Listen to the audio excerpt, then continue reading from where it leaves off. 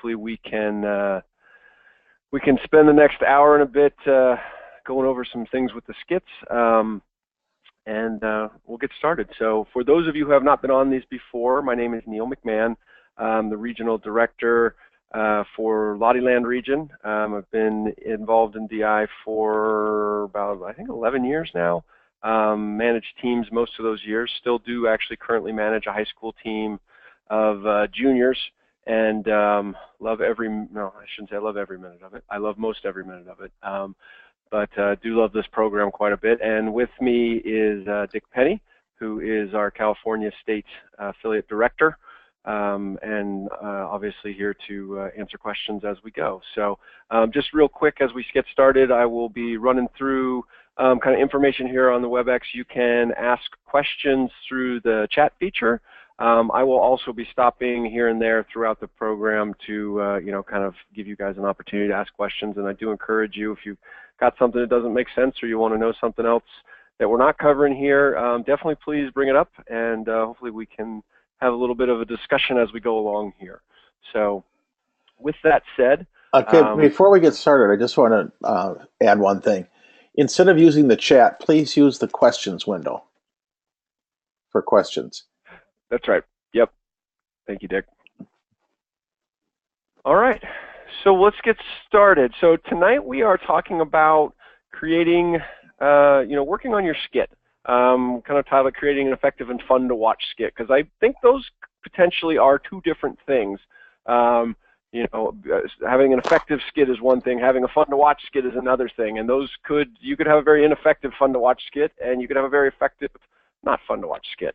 But I think when you can kind of get those two things clicking along together, that can be a real special thing to see, and it's a lot of fun when the kids pull that off, because they know it, they can feel it, the audience feels it, there's a kind of a vibe that goes back and forth with everybody. So definitely something that I think every team strives for, but I think there are hopefully some good helpful tips and some strategies here that will help you get to that. So what are we going to talk about today? Talk about these skits. Like I said, skits are amazing, but there are some things to watch out for, some things to be aware of. We'll talk a little bit about the skit, the performance, and how interference comes to play in with this. We'll talk a little bit about the creative process around skits, because it is, I think, a bit different than for those of you who are going through things where you're building and creating machines and doing things like that. And then let's talk a little bit about what makes a skit fun to watch. Not necessarily the definitive list, because every person is different and every audience member is different and every team is different, but I think there are some kind of generalities that I do hold. I think when you see skits that are enjoyable, fun to watch, to keep you engaged, versus ones that maybe don't hold your attention the whole time. Talk a little bit about props and how that comes to play and what's their purpose. How are they useful? What can you do with them? That kind of thing.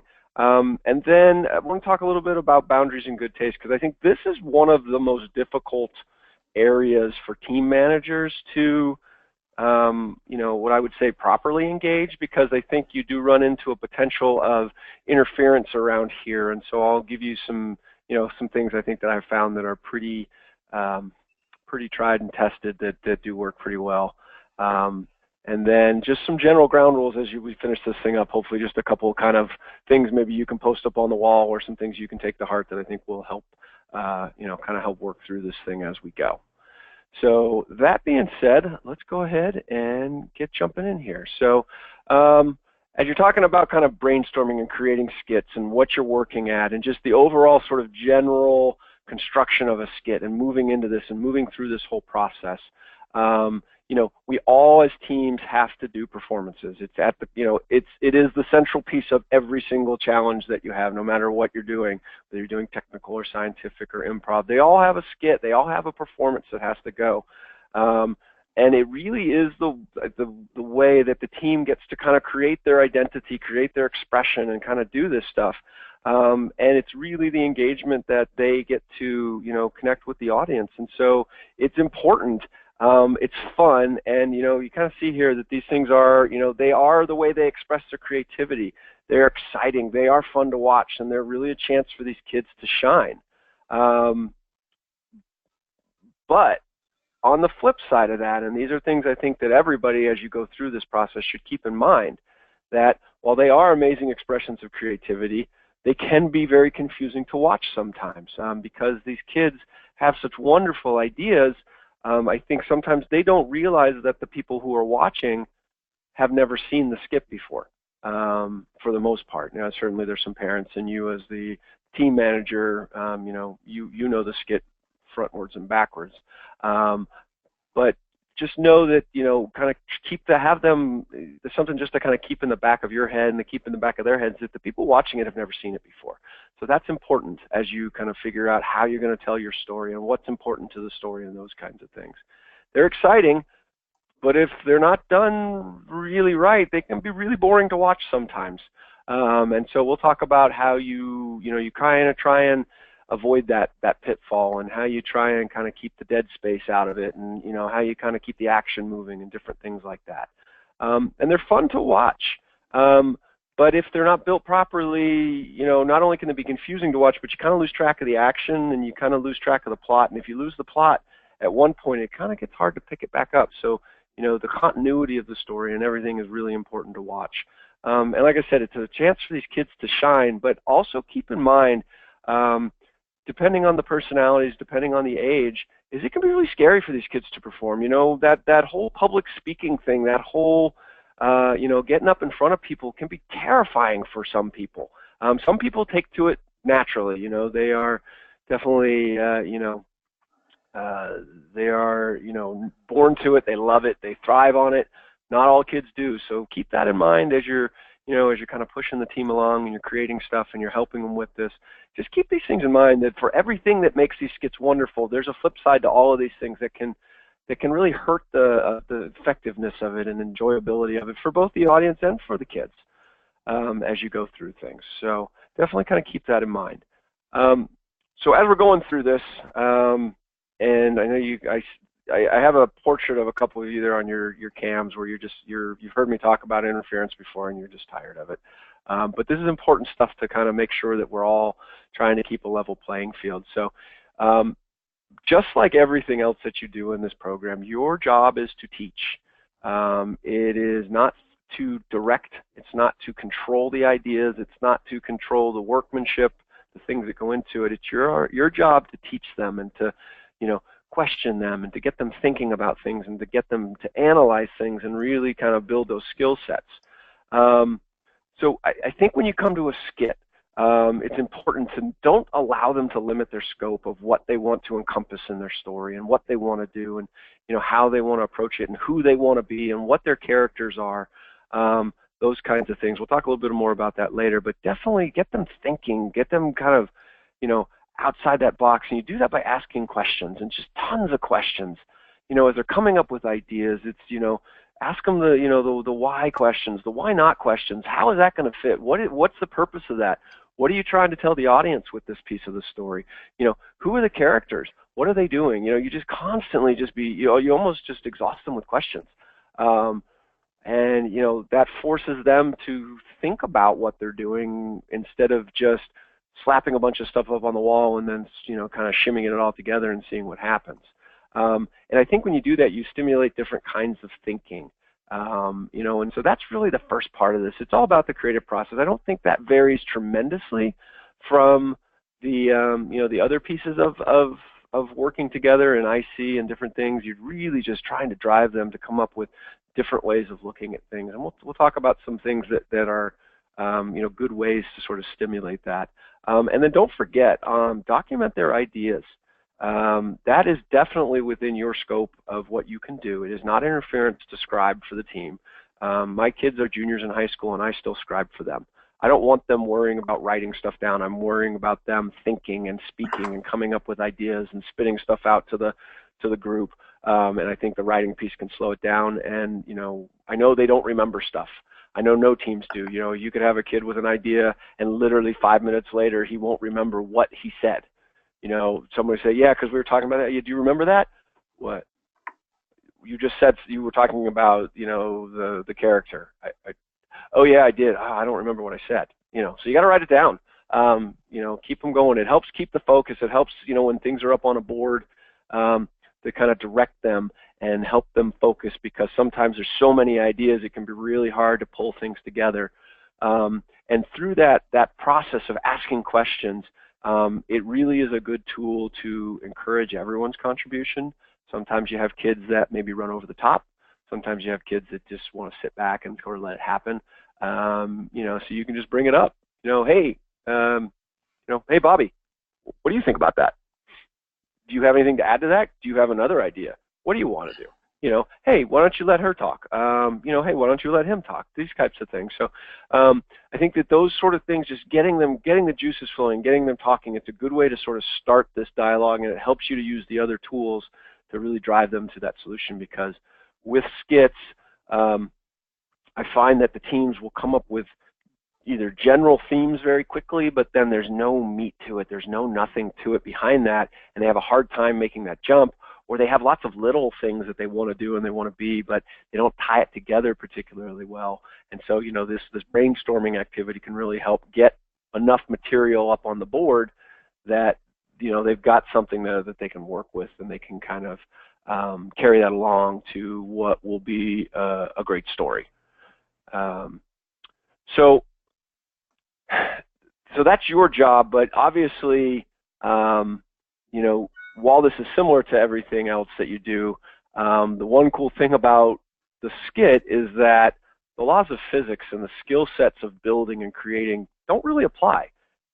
Any team can come up with any story. There's no limits to that. There's no limits to the topics. There's no limits to what they can pull together. There's no limits to the characters that they use. There's no limits to any of this stuff that they're beholden to.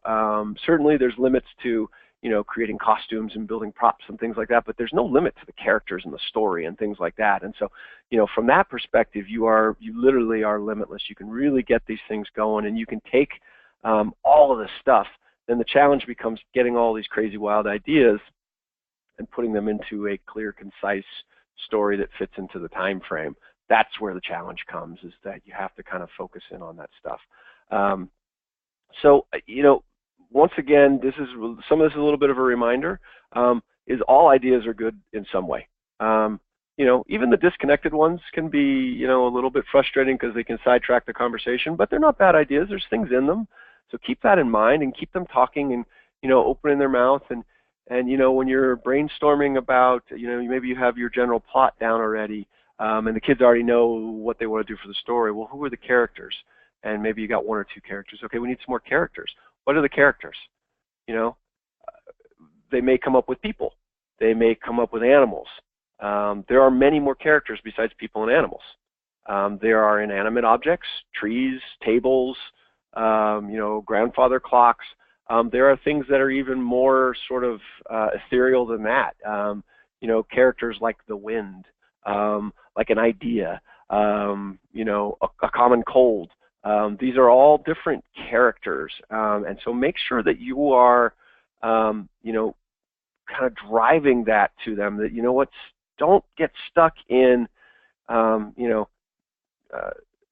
Spot, Jane, normal, regular, everyday characters. Some stories are like that, and some stories are great that way.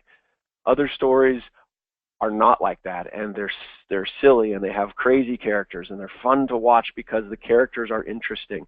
And a lot of times those characters are driven from those initial ideas, so make sure they're getting as many of those out as they have. The next two things here may seem sort of intuitive, but all good stories have a beginning, they have a middle, they have an end. Sometimes skits don't necessarily have that. They may have events that happen in a timeline, but the story itself doesn't have those things. They're not connected. There's not an arc to the story. And the whole thing about teaching them about storytelling, I mean, if you want to, and it makes you feel more comfortable, Google a little bit about what, people who write stories for a living, what they say about them. I think from my perspective, and our team has always kind of looked at this, is, certainly there's always an antagonist. There's always a protagonist. Now, sometimes those might not be perfectly clear. They might be a little blended. the protagonist might be a little bad, the antagonist might be a little good sometimes it's very clear.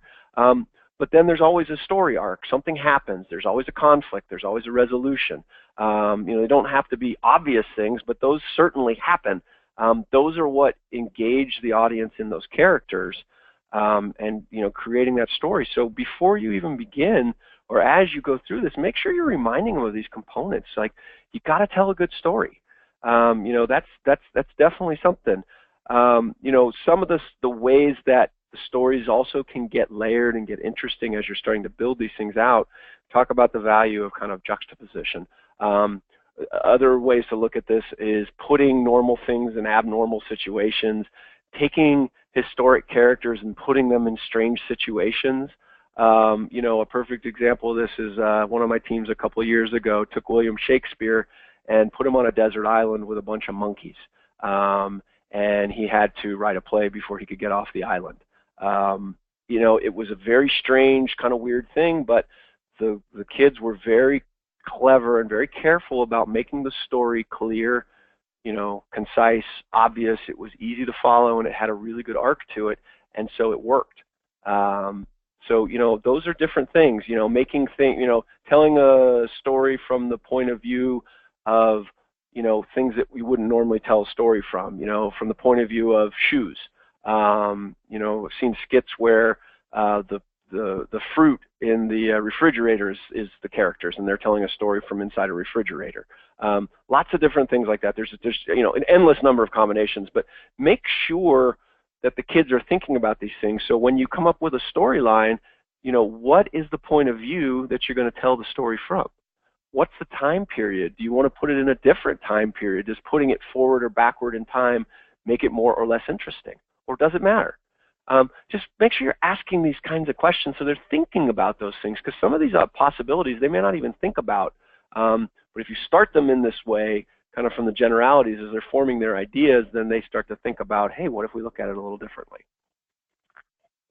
So, and then, this combining, mixing, and morphing is taking things and shoving them together, whether it's time periods, whether it's characters, whether it's events. Definitely doing things that are a little bit different, a little bit out there, makes it interesting. When you mix things in a way that it's never been done before. It's certainly something that happens a lot where people will kind of borrow a story from, a classic piece of literature, a classic movie. That's certainly something that happens, and those can be great stories and great skits. I would strongly encourage your teams, if they're going to go down that kind of road, to do some major revisions to it to make it their own. I think it's kind of like when you're building stuff. If you take something that's already been done, you darn well better be pulling it apart, modifying it, and putting it back together again. Because that will be more interesting to watch, and it will be more fun to watch, and those kinds of things.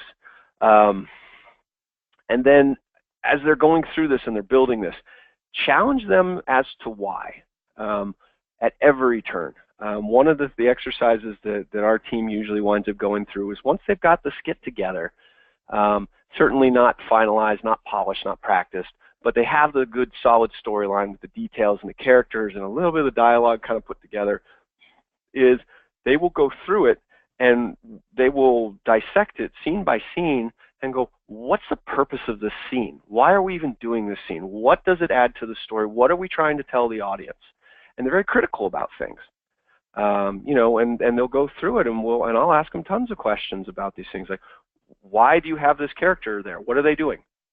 And they'll think about it, and they'll answer it, and then collectively as a group, they'll come to conclusions usually about, I don't know why that guy's in this scene. I don't know if we really need him or not. Maybe we do. Well, should we keep him in there? And then they'll like, well, maybe we want to keep him. We like the character, but he really isn't doing much. So let's give him something to do, and fold him into the scene so it makes more sense.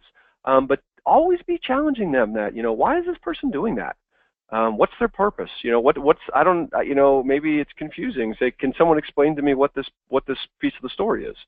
Don't say, hey, I don't understand what this character's doing over there, and why does he do this? And, don't get so leading and specific, but make sure you're always asking them, explain to me the plot of this scene. What's the purpose of this scene? Why are all these characters in this scene? Explain it to me. And and then, is it a great story? Is it fun to hear the story? A good kind of litmus test of this, and is have them go tell the story to people. Not together, but hey, why don't you go tell the story to your grandpa or to your neighbor and see how it sounds to you? And when you tell it, does it make sense? And are they interested? And it's just kind of a good litmus test for them to, not like, hey, I want you to tell me what you like and you don't like about the story. Just have them go tell the story. And they'll hear things about it, and they'll feel things about it, like, oh yeah, that kind of got sticky right there, or that didn't really make sense, or I don't really like that anymore. I kind of changed it. I was telling the story. What do you think about that? And it just kind of, the more they talk it and run it through, the more creative juices get going as they're creating things. And then the last thing there is, what makes a great character? Because a great story needs great characters. If it's a great story but boring characters, it'll take something away from it. If you have a great story with fun characters that are really neat and they have kind of quirks about them, or they have things, or exaggerations or personalities, or their voice, the way they talk or the way they act, or all those things put together, that's fun to watch. And that's really cool. And then you kind of get into it, like, oh, I loved the hot dog vendor. He was the best. He was so funny. He was making me laugh every time he talked, or I liked the way he did this. Those are the kinds of things that you want to get from the reaction from the audience. Because you're really trying to create that connection and that fun to watch thing. Because while the appraisers are appraising and they're scoring your story and your skit, they're also, they're audience members too, and they're going to react the same way the audience does. If they enjoy it and they like it and they're getting into it, that's going to reflect better. You're trying to wow the audience. You'd like to wow the appraisers too, but I think from my perspective, I'd rather wow the audience than wow the appraisers. I'd rather have the audience go nuts at the end of the skit and watch the kids just react to that than get the best score of the day. Other teams may feel differently about that, but that's the way our team kind of goes to wow when it comes to skit, they're there to wow the audience, and they're there to put a show on. And so that's, I think, where you want to kind of make sure that they're focusing down that run and sort of getting to that point. Because I think that's really, really crucial as you get started on these things. So before I jump into the next piece, any questions right now that are out there?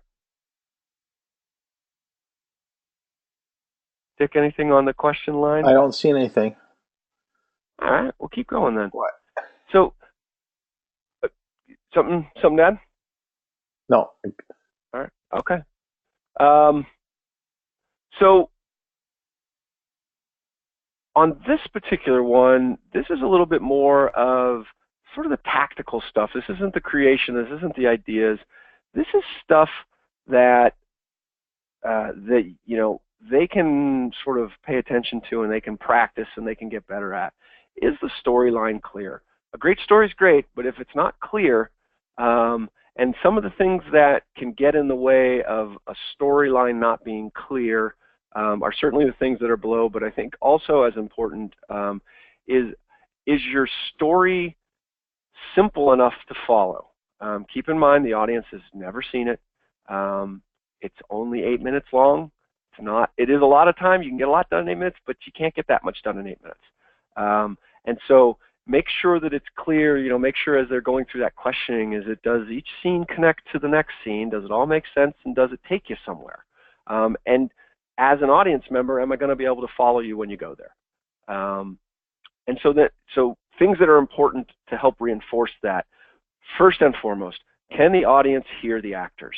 This is something that kills some of the greatest skits of all time, where you're sitting there watching it, and there's some funny stuff going on, and the kid is just hilarious, and there's weird things going on, and you're fascinated, and you want to watch it, and you can't hear, and you miss lines, and there's clearly something funny going on because you see a couple of the appraisers chuckling, but you don't catch it. So they have to be heard. Make sure that the kids, and this is something you should be practicing during Instant Challenge because it'll help reinforce it here, make sure that the kids are facing the audience when they do their actions.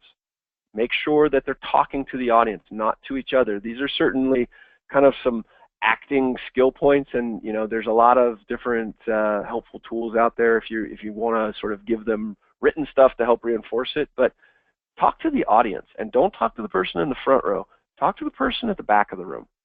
make sure that they can hear you back there. Have the kids, while the skit's going on, if they're not in the skit, have them walk to the back of the room and go, can you hear it? I can't hear it. Okay, well then you need to go tell let them know what you hear. Because inevitably the kids will not be loud enough. Maybe, I've got to be honest, 1 out of every 25 or 30 teams that you see, especially if your performance area is in like a big high ceilinged room, maybe you're performing in a gym or the multi-purpose room, or maybe just a really big classroom that's maybe got some noisy lights in it, things like that. You won't be able to hear it, and it's just too bad. So they put all this work in. Make sure that they're doing that. So it's not only volume, but it's projecting, it's talking to the audience, all of those things. Just like that, make sure that the audience can see the actions. Make sure that the kids are positioning themselves throughout the skit so that they're performing to the audience, not to each other. The kids will tend to start to kind of clump and face each other and kind of do things into each other, and one of the kids will turn his back to the audience, and then you're sort of struggling to see what's going on. Make sure that they're tactically thinking about these things. How do we hear you? How do we see you? How do we know what's going on? If we can't do those two things, it's really hard to follow along. The next one here is make sure that the performance is well rehearsed. I realize that time is probably the biggest constraint that we all have as team managers, but make sure you spend some time on the skit. That goes to memorizing the lines. It also gets to memorizing the actions. It gets to the choreography of the skit, and I don't mean the dancing, I mean the movement of the skit. How does one scene transition to another? Have them think about that. It's like, okay, here's scene 2, it ends. Where does scene 3 start? Okay, what are you going to do to make that a good transition? Have them thinking about those transition times, because if they're not practicing that and they're not thinking about it, they may finish up everybody over on the right side, and then they realize that the next scene, everything they need is over on the left side. So stop, walk across the other side, grab everything, walk back.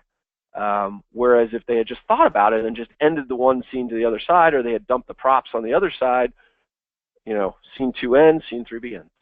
And it flows, and it feels practiced, and it's more interesting to watch. And that gets to filling the time and the space. Transitions are important. Hitting marks is important, and by that is like, okay, when the king walks into the scene,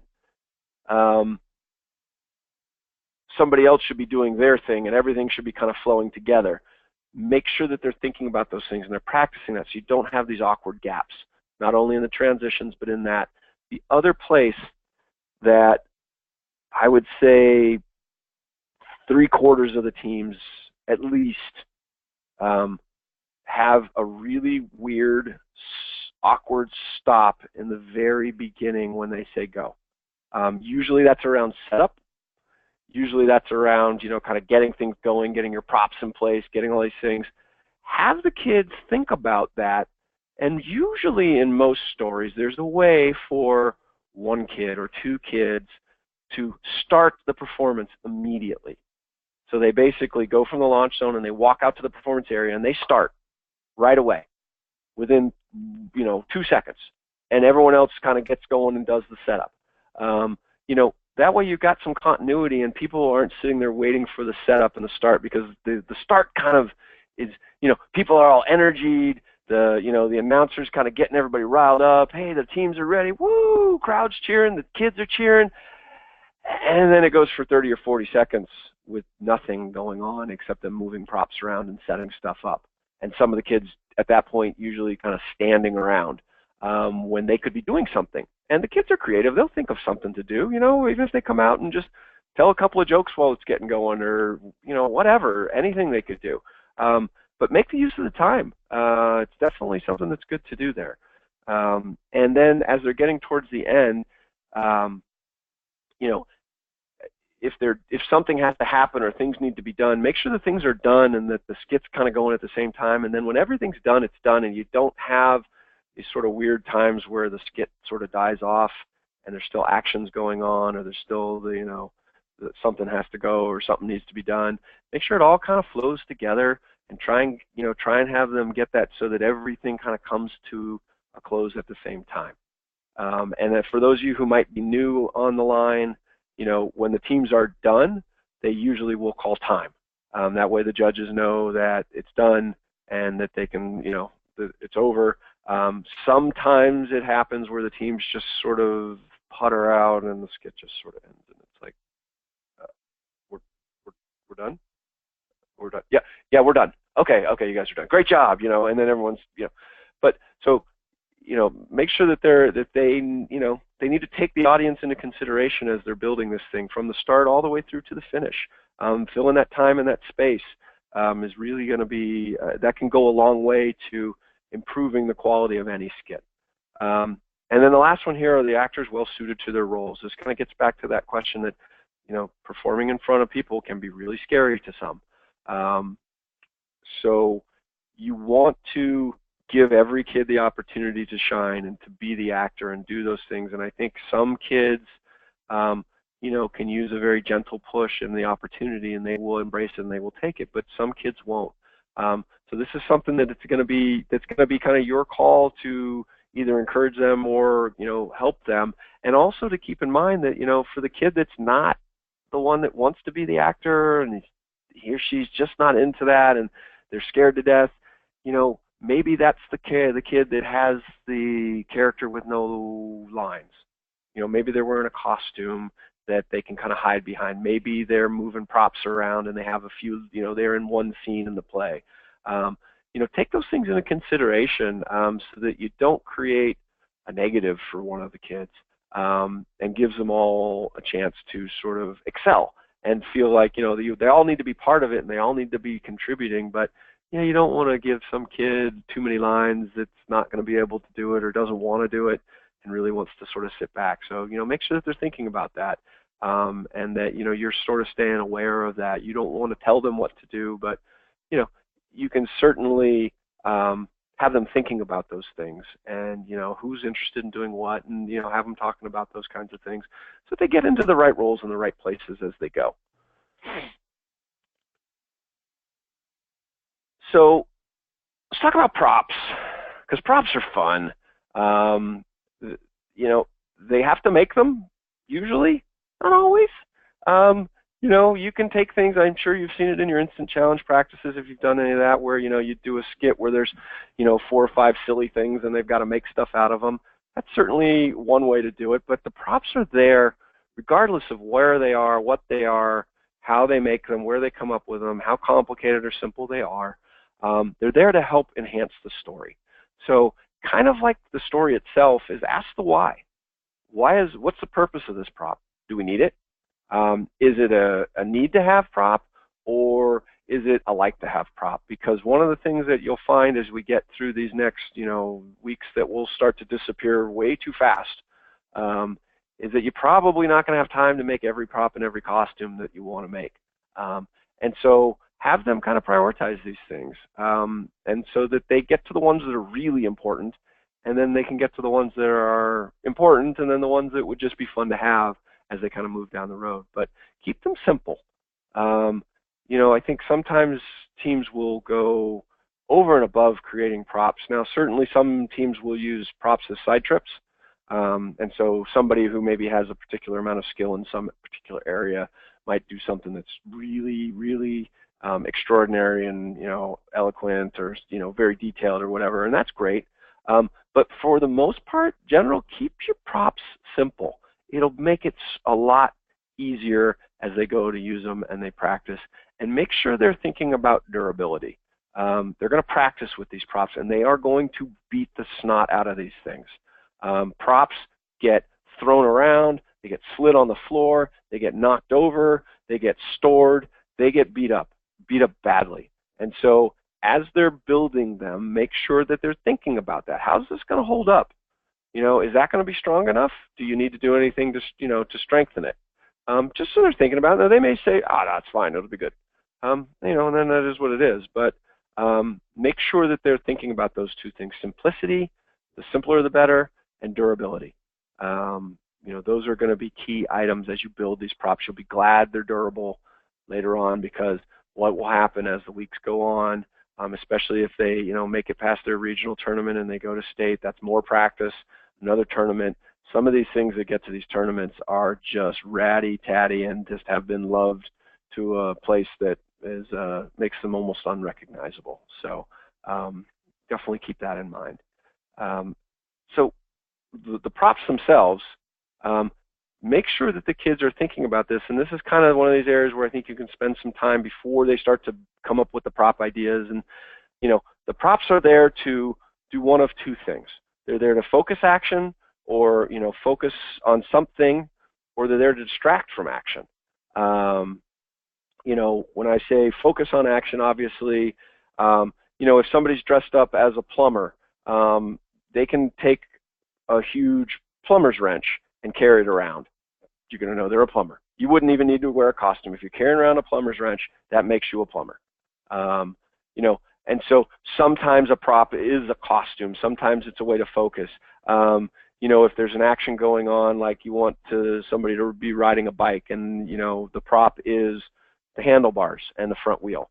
It's not a whole bike and it's made out of cardboard, but you know what? If they're running around with that thing, they're riding a bike. Focus is the action. The other thing about a distraction is that sometimes props can do things on one side of the stage. Maybe something falls over on purpose, makes noise, does things, does whatever, distracts the audience so that somebody on the other side of the room can do something else. Also distracts action. People can hide behind them. People can move them around and do different things. They really can help direct what's going on and what's happening. And so definitely, as they're thinking about how they present their story and how they present it tactically, where do you want to use props to help you tell your story and really to get the focus and to use them effectively? It's not necessarily about how many props, it's about, I think, how well you use them. That being said, with most props, bigger is better. Exaggerate. Keep them simple, but sometimes making them a little bigger than they should be, those sort of weird sizes of things, is a great way to, kind of get that across. I know one of my teams, we had a plumber in at one time. I referenced a plumber earlier. He had a wrench, but he also had a plunger that was about 6 feet long. It was the silliest thing ever. But it got good laughs, and it exaggerated the action. It made the actions bigger. When he was using this plunger, you knew he was using a plunger. It was impossible to miss because it was so big. And I'm not saying for every team to go out and build 6-8 foot things, but it's certainly an opportunity to, kind of enhance the experience and make things silly and, kind of have fun with it like that. So, that's kind of one of those things that's fun to watch. All of a sudden they whip out this prop that's just ridiculous. And you're just like, oh my gosh, that is the funniest thing I've ever seen. The one thing I don't have in here about your props as you're thinking about sort of designing and doing those things is, have them think smart about materials. Obviously, you're trying to limit your cost. Props can suck up a lot of material if you're not careful. So make sure you're thinking about, waste materials, recycled materials, repurposed materials.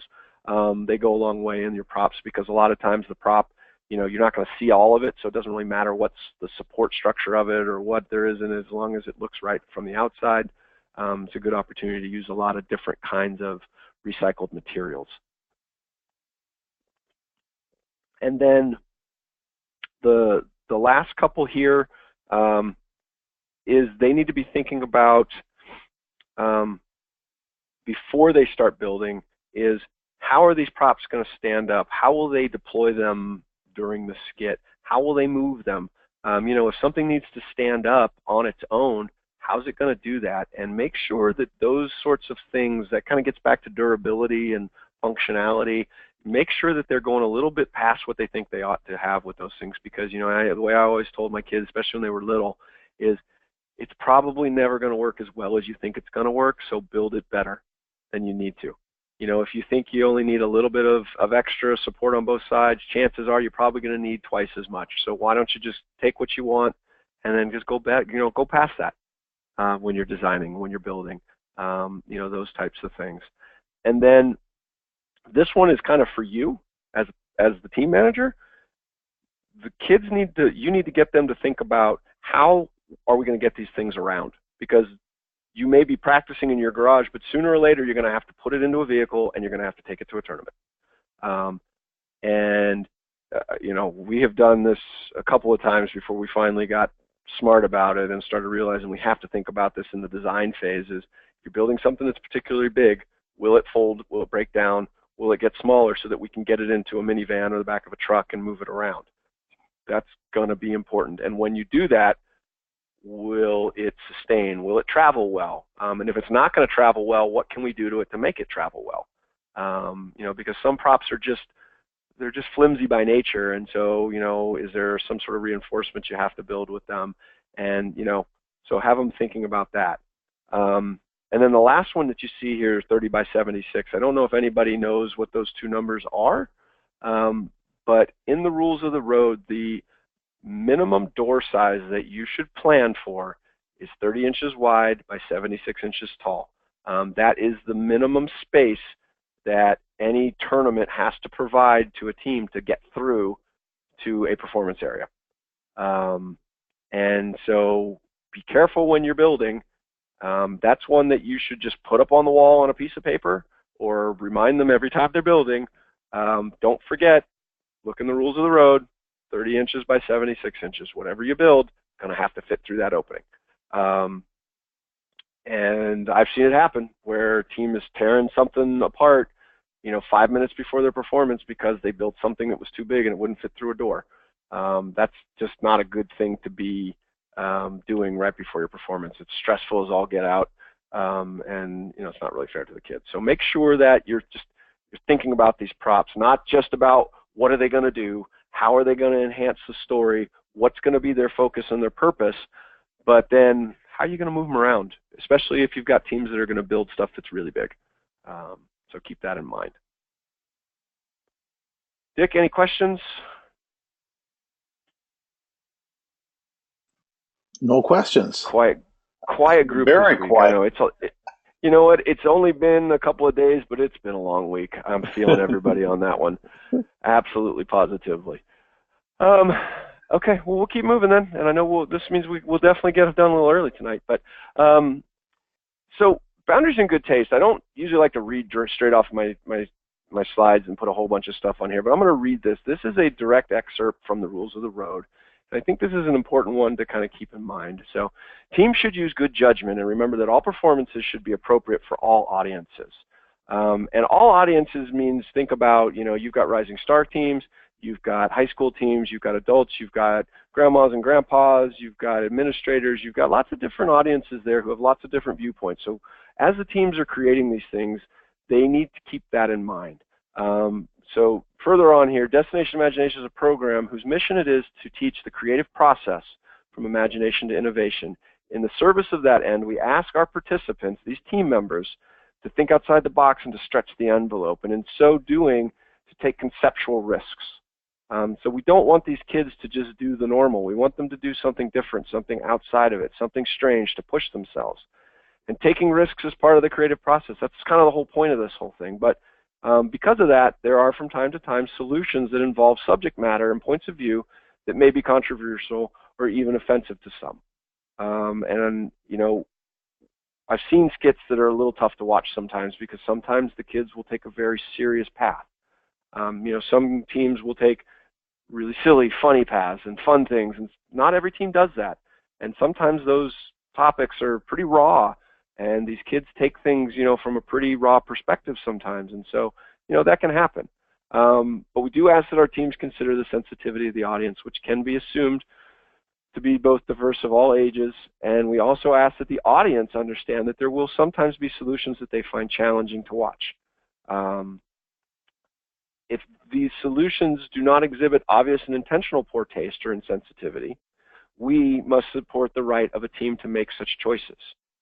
Audience members who find content in a team's performance objectionable are free to leave the presentation site at any time. They should try to keep in mind the appraisers will see the same content and that teams may occasionally make mistakes as they sometimes push the limits of what they consider to be acceptable. So basically what this says is that, assuming that a team didn't do something rude on purpose to offend, that we as an organization are always going to support their right to speak their mind, to deliver their presentation the way that they want to deliver it. And sometimes that means subject matter can get a little bit outside the box that might be a little uncomfortable. Now, I don't know how many of you have older kids. I typically see this in high school teams, sometimes in the middle school teams, but I've seen some elementary school teams once in a while where they'll take something on that's pretty hard and it's pretty amazing, but sometimes they miss. So I think as your teams are brainstorming, I want you to encourage them to always push their limits, to always kind of go out there and take stuff and you're like, well, what if we did this? Or, that's kind of a weird topic. Well, why not do that topic? But at the same time, you have a responsibility as the team manager to challenge them to think about what's in this statement. Is that, are you thinking about how your audience is going to see this? So the fact that there might be 6- and 7-year-old kids in your audience, which is typical and likely, are you going to be comfortable saying and doing what you're going to do in this skit in front of them? Are you going to be comfortable doing that in front of your teacher? Are you going to be comfortable doing it with this? Or do you think the topic's appropriate?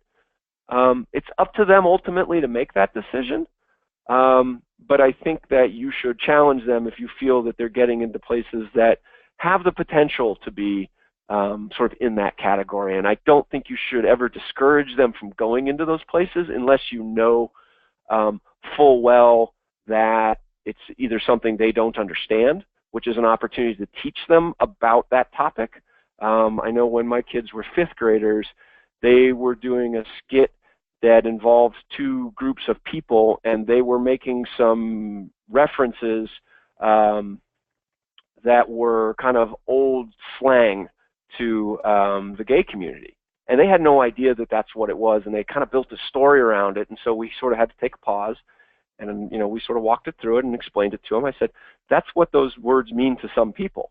I know that's not what they meant to you, but that's what they mean to some people. And they had no idea, and they're like, well, we definitely don't want to do that, but we want to do this story. So they just made some changes to kind of what they called things and how they dressed people, and it was a great story. But those are things that you should be paying attention to, and if you see it getting into a place, and make sure you're bringing it up and talking it to them, because you don't want them to unknowingly create some odd, weird things, but sometimes they want to go down that road and create some sort of, friction or tension and things like that. And, as long as it's in good taste, I think that's a great thing to do. I think it's fun and it's unusual and it's neat to watch. So, definitely try not to shut that valve off as you're going through things and you're working through things with them with that.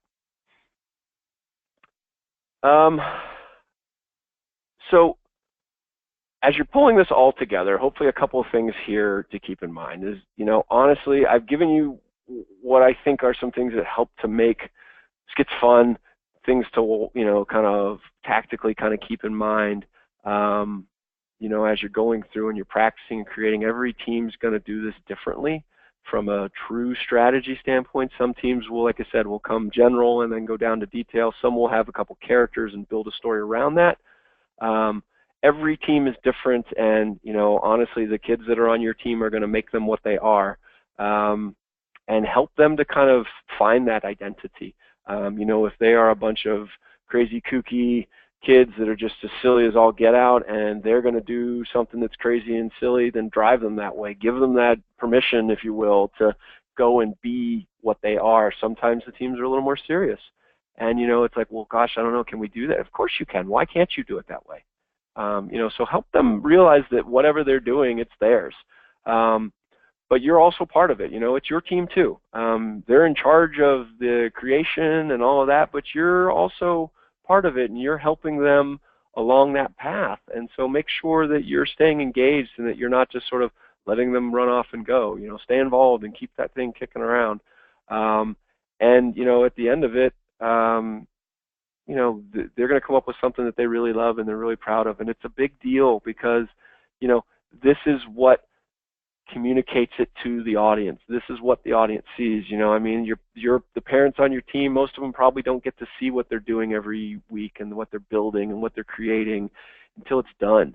And so this is sort of it. This is a big opportunity. And, for those of you who've done this, the doing the skit is just the coolest thing. I mean, they get so pumped and excited for it, and they go out there and do it, and they just they shine, and it's just a neat thing. But a couple of things I think that I always try and never lose sight of as I'm going through this through the year and kind of encouraging them. We talked about this over and over again. Tell a great story. Make sure that the story's good. If the story's good and they put in the work, the rest of it's going to fall in behind it. It makes it so much easier when the story's good because they love it. They get excited about telling the story. They get excited about the details. They get excited about giving those characters meat. They get excited about, making a prop about some part of it that's going to be really cool and it's going to make people laugh, or it's going to be really neat, or it's going to wow people. Start with that great story. Squeeze it out of them. Get them to really sort of push their boundaries and work hard to not just settle for that very, very first idea that comes up, because it's rarely the best one. Sometimes it is, rarely is it the best one. Sometimes that will morph into the best one, but usually it takes some massaging, it takes some adding, it takes some deleting, it takes some moving. Keep them pushing until they till they feel that great story. It's just like every other idea. I kind of talk about this when when your kids are brainstorming, is they have one level of idea that always, sort of spits out at first, that 80% of the people you ask the question will spit that idea out. It's a good idea, but it's just kind of that first level idea. And then they'll work on it a little bit, and they'll do some different things, and they'll add, and they'll delete, and they'll squeeze, and they'll mush, and they come up with this second level idea, which is pretty good. It's nice, it's good, it's got a good stuff, there's a lot of good things about it, and it's fine. I like it, and we're going to keep it, but, just not quite there, something missing. And then sometimes you get to that last level where somebody will spit an idea out and everybody's mouths go open and they point at each other and they hoop and they holler and they're like, oh, that's the one, oh, that's the best thing ever. And they get so excited and you just know it, you feel it. So make sure that they're pushing along. Not every idea gets to that point, not every plot gets to that point, but I think most of them could if they pushed a little bit and they took a little bit extra time and, kind of mushed things together and they just thought a little bit more. Some of it's, sometimes kids are just kind of lazy and they're just tired and they're like, oh, that's good, let's do that. Okay, well, we can settle with that. Do you want to do anything else? How about you throw a few more ideas on the table just in case? And then we'll keep with that one. If nothing else comes up, that's great. And all of a sudden, things come up. The best part of our skit last year, which was just an epic event that was kind of shocking and amazing and fun. It came up by accident as they were finishing a meeting one night, and somebody just threw out a joke and realized as he spit the joke out of his mouth that wasn't anything to do with what they were doing, that it was that thing. It was the one that tied the whole skit together, and they just were running around the room, high-fiving, falling all over the floor, laughing themselves silly, because they kind of just got to that great story. So look for it. It doesn't always happen, but make sure you're looking for it. The other thing is this, we just got done talking about serious things, and some teams will do that, but most teams won't. Most teams are going to go down the kind of the silly, and embrace it. Get excited about that. Stupid and silly are kind of weird words. Sometimes people use them as negatives. I'm using them here as wonderful, positive, amazing things. Embrace the extremely stupid and silly.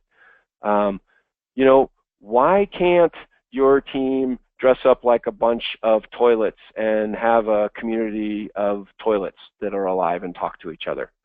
Why can't you take those toilets and have one of them be a Shakespearean actor and deliver, a Shakespearean play? Why not? That's the dumbest thing I've ever heard. I had a team that did it, and it was the most spectacular thing you'd ever seen. It was so funny and so fun because they just owned it. Because they were like, we're going to dress up like toilets. This is going to be the funniest thing ever. And they made costumes that were toilets. And they pulled it off. And, you tell people about it, and they would wrinkle their noses and go, really? Okay. And then they saw it, and it was like, yeah, okay, that's good. I like it. I like it. You know what? Because they embraced it. They're like, heck yes, why not? Is there anything that's too silly? Is there anything that's too kind of stupid? As long as it's a clear and concise story and you can follow it, I say no. I say go for it. Those are the most memorable ones that you see, are the ones that are really cool and out there. So make sure you're pushing them out to that and making sure that they have the permission to be out there and do that. So, while you're asking a lot of these why questions, ask the why not questions too. Oh, we should all dress up like bananas. Why not? But you can't dress up like bananas, but you're not allowed to. You don't know how. What? Why wouldn't you do bananas? You know what I mean? It's just to make sure you're giving them that to go. Well, yeah, I guess we could do bananas. Do you want to do bananas, guys? Yeah, we should dress up. Okay, we'll do that. And then they go off and they run and they do it, and it's fantastic. We talked about this earlier. Keep it loud. Keep it loud. The best skits are not good skits if you can't hear what's going on. You have to sort of drill that into them all the time. Stay loud. Talk to the back of the room. Enunciate. Speak to the audience. Do all these things so they know what's going on. That's going to be really important. Keep it loud. Keep it going. And practice like you play. At first they're going to be kind of walking through things and getting their legs underneath them, starting to figure things out, doing all those things. So you're going to be piecing it together. But as you get further down the road here and you're starting to get close to the tournament, and they've got the skit down a little bit and they kind of know their roles and they're getting their lines familiar and they're doing things, maybe they still have sheets of paper, start to have them practice it. Start to have them sort of, do it the way they're going to do it at the tournament. So read up on your performance area, kind of know where your launch zone is going to be, have them practice launching, figuring out that stuff, have them figure out how they're going to get to the launch zone, where are they going to set stuff up, so they do it the same every single time so that when they get to the launch zone, they're not thinking about where are my props going, where's everything going, they're just there and they're like, okay, we all go here, I do this, you do that, you do this, you do that, you do that, and then they just launch and it gets to that choreography. It feels like they're practiced. It feels like it's supposed to go the way it's supposed to go. Doesn't mean they're going to be perfect, but nobody else knows. They're the only ones that know that something got set up wrong. But have them practice it, and then when they're doing it, have them practice it going through. You're going to want to time it. You're going to want to find out, are we, in the 8 minutes?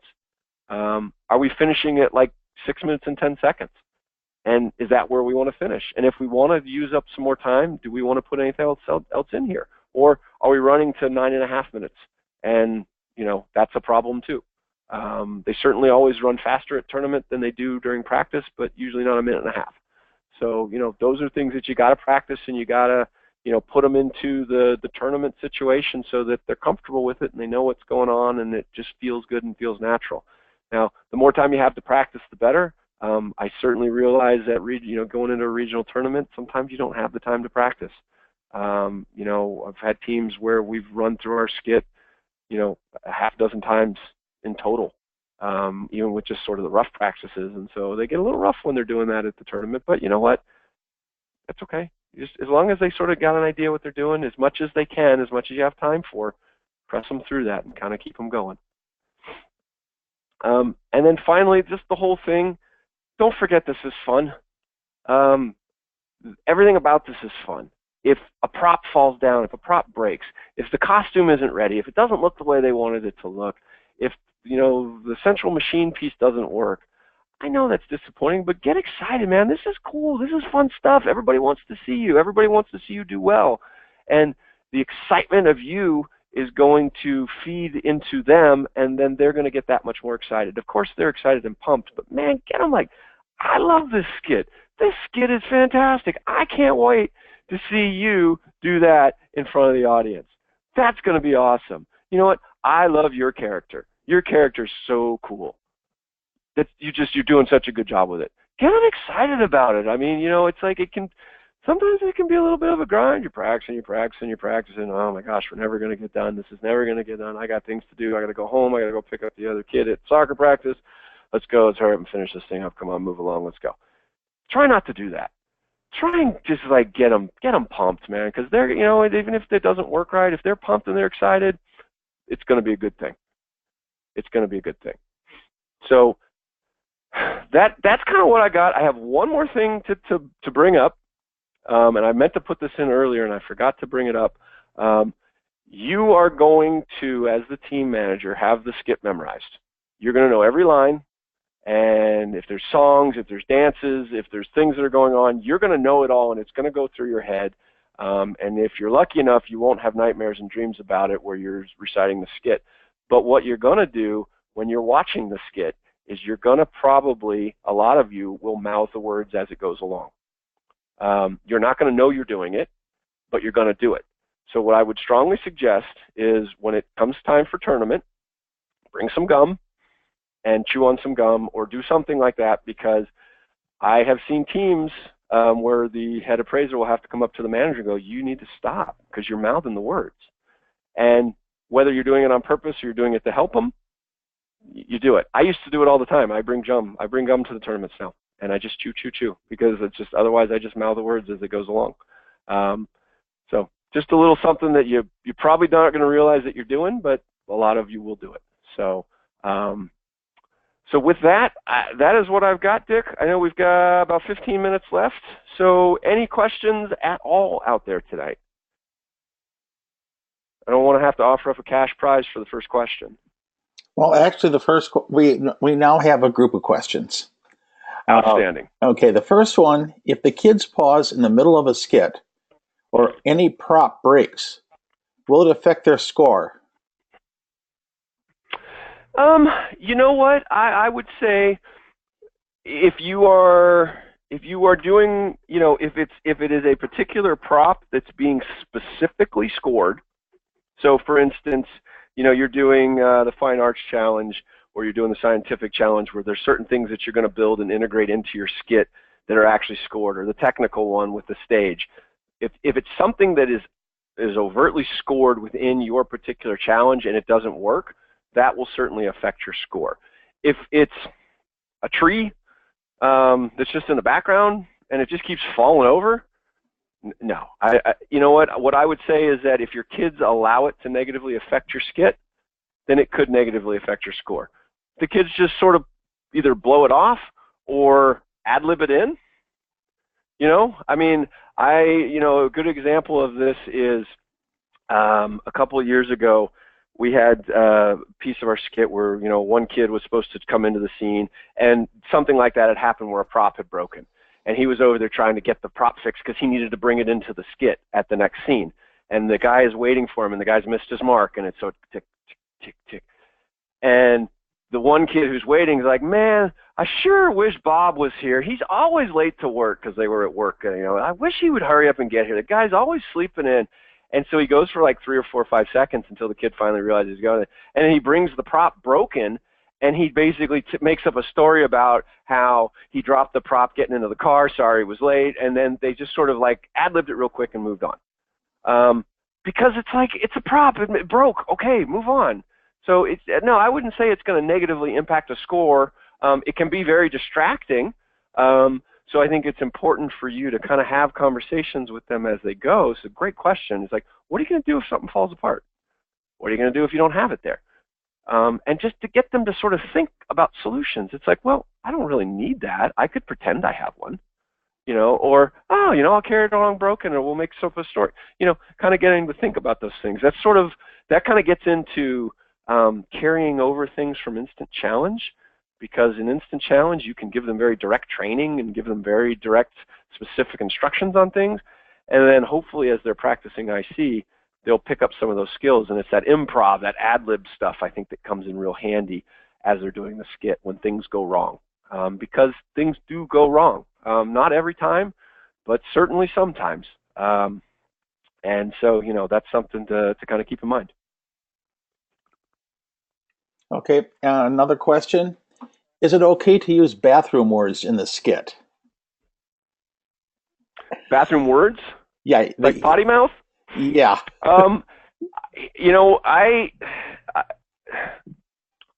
This actually brings up one, Dick, that I'm going to have you take in just a second. But I think it kind of gets to the point of good taste. Is you can certainly be, you can be a little bit blue on things, I think, depending on who you are. I would just make sure that they're treading very lightly. And honestly, what I have always challenged my kids to do is, if you are going to be doing things like that, and you're going to be into remotely inappropriate territory, is be very smart about it, be very clever about it, find intelligent ways to do it, and don't just be blunt and crass. And I think that goes the same sort of strategy goes for violence. Do you really need violence in your skit? Does somebody need to beat somebody up? Does somebody need to hit somebody? Does somebody need to get shot? Does somebody need to do these things? I contend that no, they don't. And that if you're smart and you're creative, you can come up with a better way to do it. And so before our kids start their skit, my kids have been doing it long enough, but when they were younger, because I know sometimes, especially when you have boys, especially those elementary school kids, they'll tend to be like, oh yeah, and then you're gonna hit him with a bat. And it's like, okay, you can hit him with a bat. So I kind of try and set that ahead of time, is that you guys need to be smart about what you do, and you need to be intelligent about it. Is violence intelligent? Sometimes it is. Sometimes you're going to do things that are going to be, kind of down that road, but do them in an intelligent way. It's the same thing with the words that are coming out of people's mouths. Is if you, as a kid, think that, you know what's going to be offensive and what's not going to be offensive. So I think kind of good rules of thumb, and, I'd say be careful, don't forbid it, but just say, if you're going down the road of one of these three things, potty language, bodily functions, or violence, think long and hard about it, how you're going to do it. And then, if you really think it's going to be an offensive problem, then I think you kind of go down that road where you explain to them how an audience member might find that offensive and make sure that they understand that. And then, maybe ask them, is there another way to do this? Do you want to do this a different way? Ultimately, it's their choice, but, you have to sort of bring the judgment there. And like I said, that's a really hard thing to manage when you get into those points, because if you do it too heavy-handed, you're interfering and you're controlling the skit then. So it's make sure that you kind of, I find it's just be factual, explain to them, this is why people might find that offensive. And most of the time the kids are going to be like, yeah, you're right. Guys, we should probably think of a different way to do this.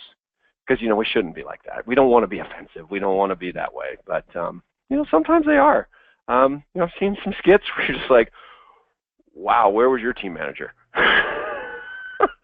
But, you watch them and okay, we're all still okay. We all lived through it. It was fine. They're memorable, if nothing else. So, but the one thing that I did want to mention, and I didn't put it in here, but there are some specific prohibitions against use of firearms and representations of firearms. And Dick, I don't have it written down in front of me, but can you kind of explain sort of where, I know because this has evolved a little bit over the last year as far as what teams are and are not allowed to do as far as using firearms and replicas of them in their skits. Okay, the policy has changed from last year. And what our main concern was not so much, we were concerned about people mistaking a representation of a firearm, because, our props are mixed in with crowds at our tournaments, and somebody could make a mistake, misinterpret what they were seeing. So this year we have changed the requirement. All it says is for all tournaments in California, any depiction of a weapon, per the 2016-17 rules of the road for a description of a weapon, must be displayed only during the performance of the team's solution. So if they are using swords, weapons of any type, they shouldn't be practicing with them out in the lobby, for instance. Yeah. And as far and as, I think too, and I want to make another comment too, just not on the firearms, but going back to your comment about bathroom words and what's appropriate. I think your example of the toilet was a good example.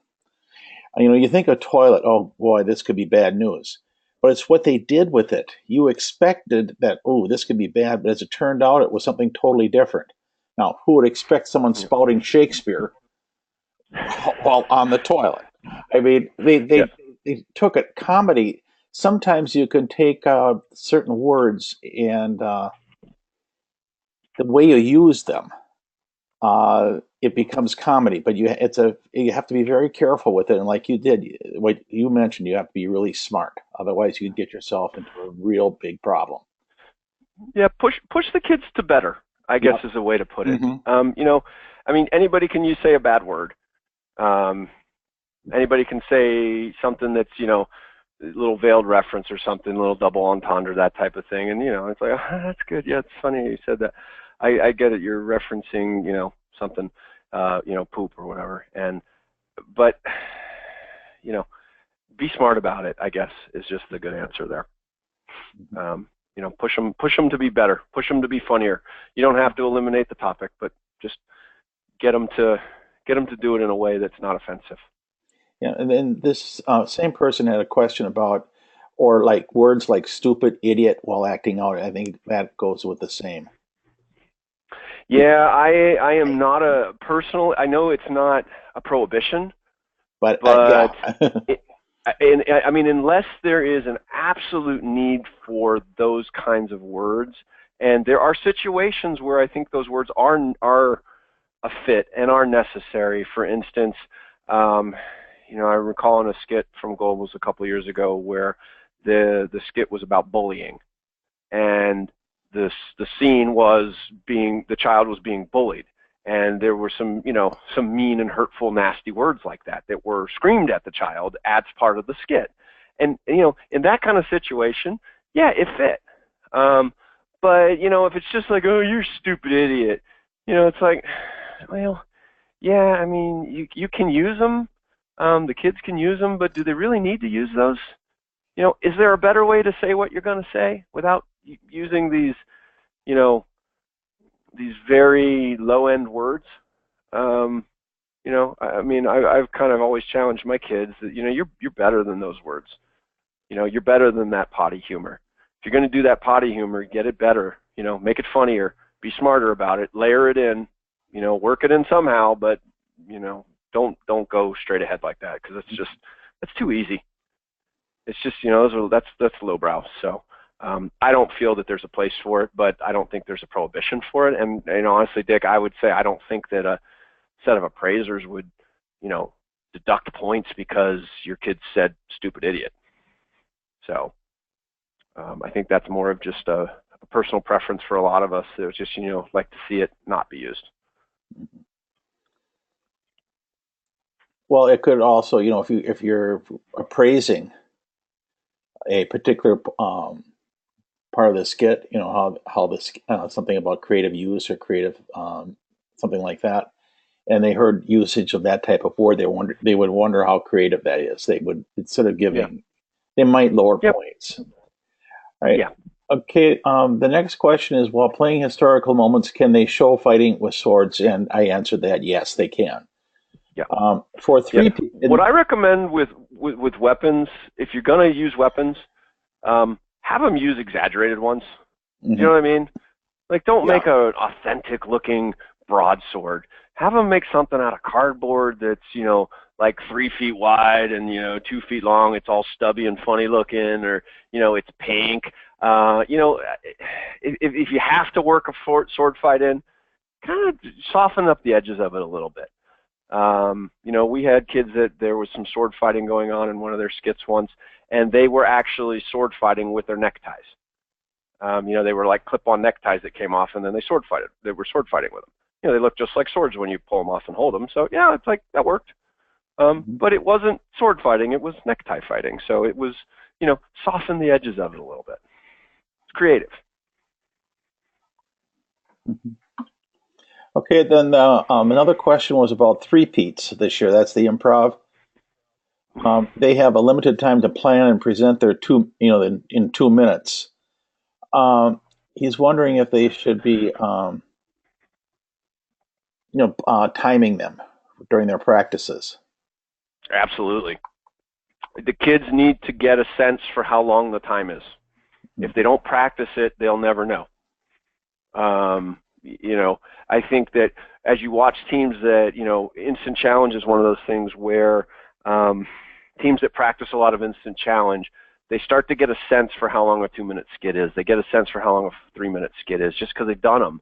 And it becomes, the more you do it, the more it just sort of becomes this innate feel like, okay, we're getting close. We gotta finish this thing up. So I would say absolutely when they're practicing and they're doing that, they should be timing it. That goes for everybody. When you're practicing your skit, run the time. Our kids have actually asked us as the coaches, run the time, and when we get to the end of each scene, just write down the split, if you will. Scene 2 changed to scene 3 at 1:56. And so then they'll go back and they'll look and they'll go, okay, wow, this one's running longer, that one's running shorter, and then they can make adjustments to it.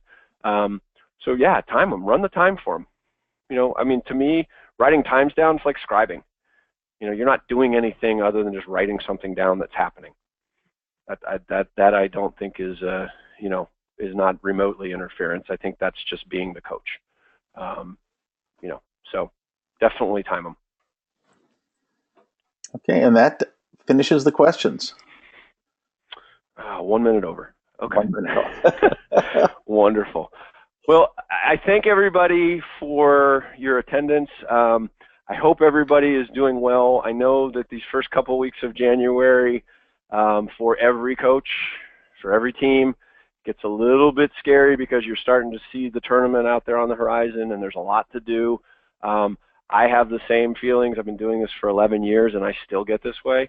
And somehow we always manage to make it to the tournament and have a really good time. So just keep at it, keep plugging away, keep driving the kids, keep staying positive. You'll get there, you'll have a good time. No matter what happens, it'll be fun. So I thank you, Dick thanks you for everything that you do for these kids. It is a huge labor, but hopefully it is something that you're enjoying, something that you're getting back, and I know your kids are getting stuff from it. So keep enjoying it and keep plugging along and keep the questions coming, and we thank you much.